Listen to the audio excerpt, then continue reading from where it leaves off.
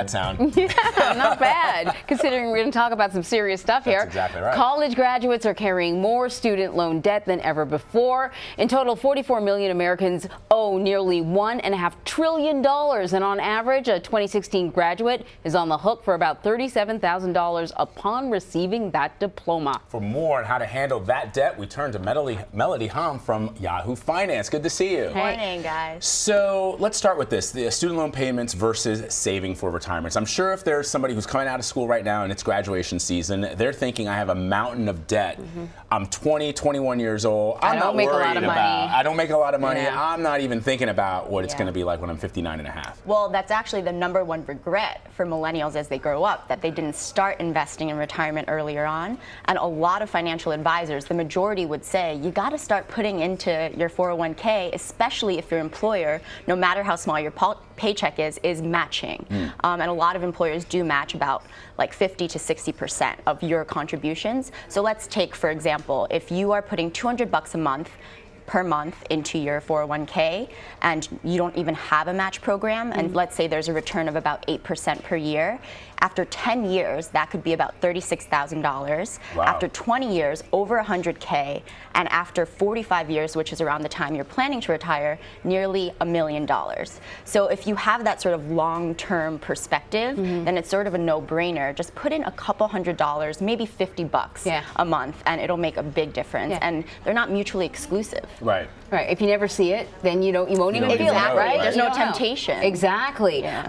But I think last year it says here that more than 1 million federal loans were in default. That's a lot, and that can wreak havoc on your credit and any sort of future big purchases you have to make. So, any advice for grads who do not want to make sure they fall into that category? Yeah, and I don't want to ring the alarm, but defaulting is a no-no, and like you said, it will affect your home ownership.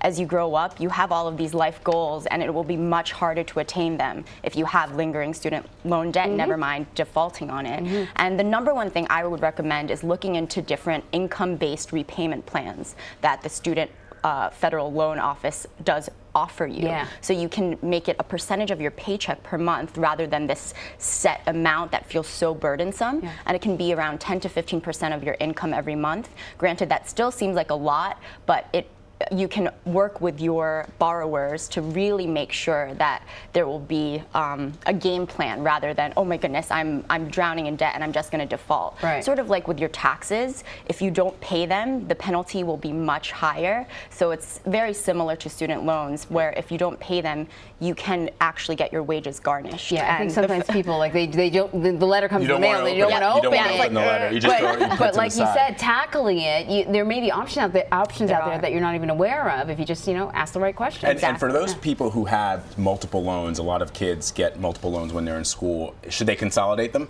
So this is a very interesting question, and it's nuanced, because if you only have federal student loans, do not consolidate with private loan services, because that, as we just mentioned, there are student loan repayment plans that are income-based, and that's only applicable to federal student loans. So I think people get into this trap that, okay, there are all these great startups out there that are refinancing my loans, but you have to be very wary that all of the benefits, whether it is rejiggering your plan, whether it's getting advice, whether it is talking to your servicer through the government, those options won't be available for you anymore if you are going to consolidate them with private loans. And what about loan forgiveness? Is that a myth, or does it really exist for certain people? It does exist. I know it sounds like, how can I qualify for that? I know. Well, not by working at CBS, because you probably don't qualify, but because you have to work in public service for at least 10 years. And that means like the Peace Corps. The Peace Corps, AmeriCorps, a government employee, and it doesn't matter what your role is as long as you're working in that sector. So even teachers can qualify.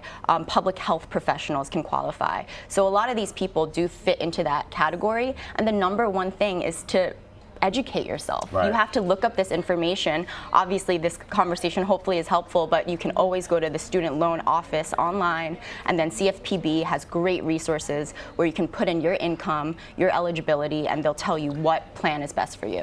Then there is a sort of a pitfall, roadblock ahead. You wrote in Yahoo Finance recently that Betsy DeVos, the education secretary, the newly appointed confirmed education secretary, has rolled back some Obama-era regulations. What are those? Yeah, so she actually wrote 3 letters rolling back protections that Obama did provide for borrowers. And what this means is just basic information, basic accountability that servicers have to provide, whether it is responding to emails on time or calling their borrowers back.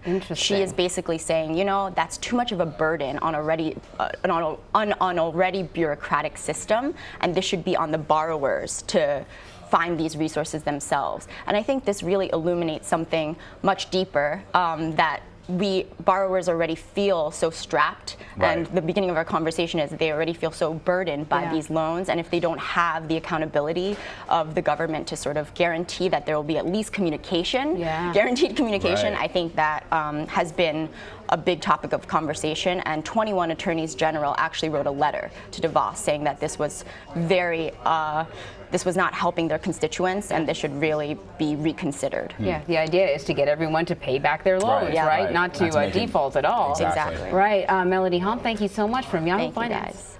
You guys. Brought to you by Bright House Financial, established by MetLife.